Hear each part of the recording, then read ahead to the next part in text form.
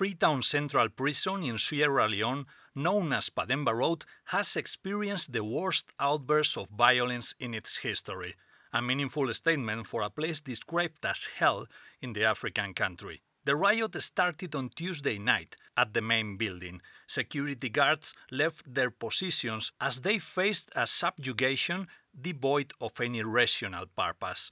Horror, the spokesman of the prison governor said.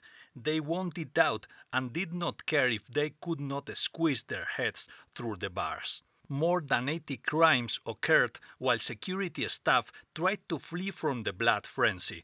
They looked possessed by the devil, said the spokesman. With the prison under the inmates' control, it was every man for himself. At the same time, those opposing the uprising gathered in the central courtyard to establish an open dialogue with the governor. From the outside, and using a loudspeaker, the security team heard about the horror inside the quieter wings. The inmates screamed that those rooms were not a hideout for the riot leaders. There was just no one left alive. After 2 days of unsuccessful negotiations, an anti-riot squadron entered the courtyard. That same night, the roof of the central building collapsed due to a newly erupted fire. Some local media speak of a giant appearing through the flames.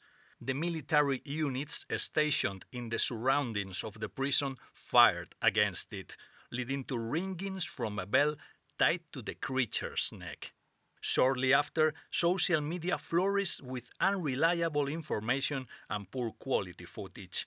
Reuters, EFE, Associated Press, ANSA, and other news agencies failed to fact-check these testimonies, focusing on the death toll of the riot instead. Still, today many share the stories of that so-called giant emerging from the fire.